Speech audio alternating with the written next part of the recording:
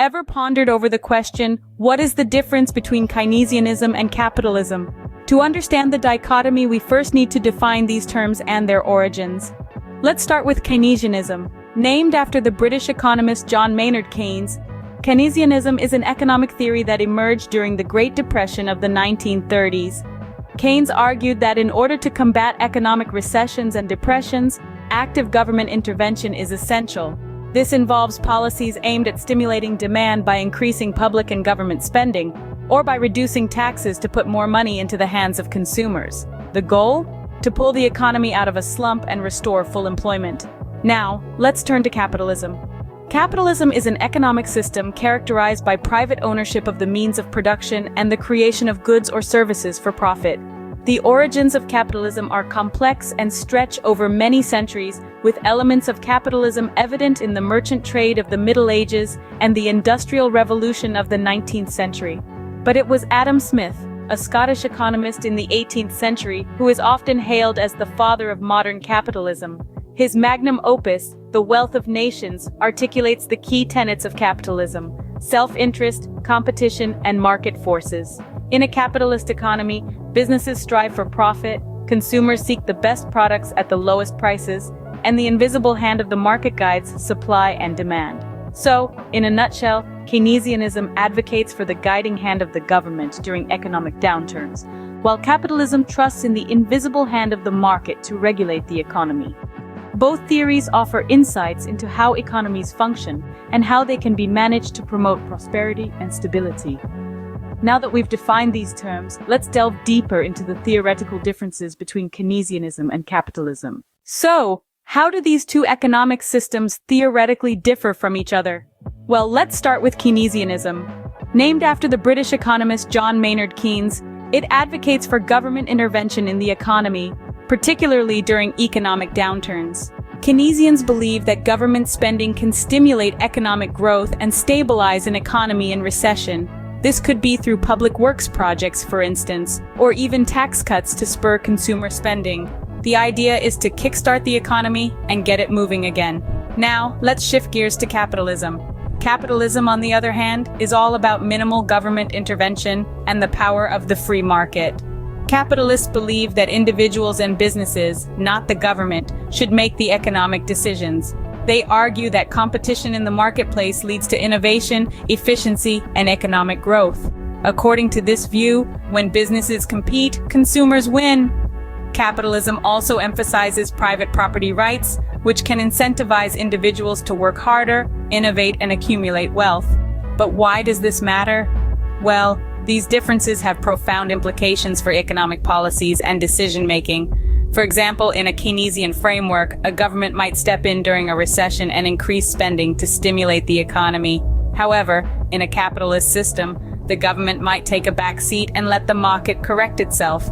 These theoretical differences also influence how countries respond to economic crises. For instance, during the financial crisis of 2008, some countries adopted Keynesian-style stimulus packages, pumping money into their economies to try to jolt them back to life. Other countries, however, stuck to a more capitalist approach, opting for austerity measures and relying on the market to bounce back. In the end, these economic theories are not just abstract ideas. They shape the world we live in, influencing everything from the price of goods and services to the availability of jobs. The theoretical differences between Keynesianism and capitalism have significant impacts on how economies operate and respond to crises. Ever wondered how Keynesianism tends to promote wars, unlike capitalism? Well, let's delve into that. Keynesianism, named after British economist John Maynard Keynes, places a strong emphasis on government intervention in the economy. It posits that government spending during recessions can stimulate economic growth. Now, that might sound great at face value, but there's a darker side to this theory when it intertwines with the concept of war. Consider this. When a government needs to stimulate the economy, where can it turn? One of the quickest and most impactful areas of spending is the military. It's a sector that can quickly absorb large amounts of capital, creating jobs and driving innovation. But what's the catch? Well, to justify this spending, the military needs to be used. And thus, we have a cycle. Economic downturn leads to increased military spending, which leads to war, followed by economic growth. In the heat of battle, factories hum, jobs are created, and the economy seems to flourish. But this is a temporary and destructive illusion.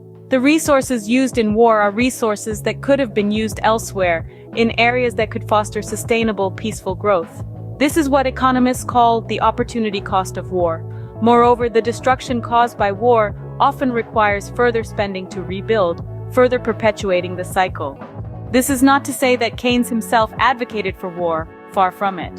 However, the emphasis his theory places on government spending can and has led to this unintended consequence. Now contrast this with capitalism. Here the economy is driven by individual consumers and businesses, not government spending. Economic growth under capitalism is not dependent on war but on the peaceful exchange of goods and services. It's a sobering thought, isn't it? How economic theory can influence global events and conflicts. But remember, theories are just tools. It's how we use them that shapes our world. Capitalism often gets a bad rap, but are the criticisms fair? Let's delve into this. One of the most common criticisms of capitalism is wealth inequality. Critics say that capitalism creates a system where the rich get richer and the poor get poorer. But is this really a fault of capitalism, or is it a result of government intervention? Let's consider this. In a truly free market, wealth isn't just handed to the rich, it's earned through providing value. Businesses can't get rich without offering products or services that people want to buy. Another criticism often leveled at capitalism is exploitation. Critics argue that capitalism allows businesses to exploit workers and consumers. But again, is this a fault of capitalism, or is it a result of government intervention? In a true capitalist system, businesses can't force anyone to work for them or buy their products. They have to compete for workers and customers by offering better wages, working conditions, and products. What about the idea that capitalism promotes greed?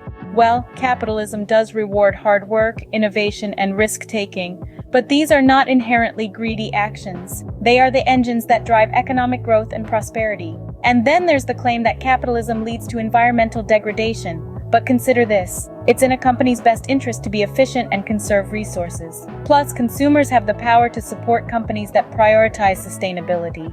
So what's the common thread here? All these criticisms are often the result of government intervention, not capitalism itself. When governments interfere in the market, they can create unintended consequences that lead to inequality and exploitation. But in a truly capitalist system, competition and innovation are encouraged, leading to greater economic growth, prosperity, and ultimately, societal advancement.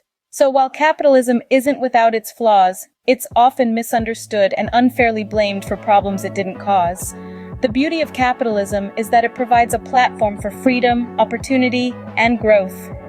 Capitalism isn't perfect, but it's often misunderstood and unfairly blamed for problems it didn't cause. Let's keep this in mind as we continue to explore this fascinating topic. So, why does Keynesianism fail where capitalism succeeds? To understand this, we must first delve into the limitations of Keynesianism. One of the most significant stumbling blocks is the risk of government overspending.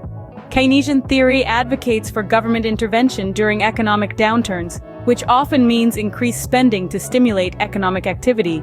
The problem arises when governments fail to rein in this spending during times of prosperity, leading to a vicious cycle of debt and inflation. Moreover, Keynesianism requires precise timing of interventions, which is notoriously difficult to get right. Economic conditions can change rapidly and unpredictably, and by the time a government recognizes a problem, implements a solution, and waits for it to take effect, the economic landscape may have shifted again.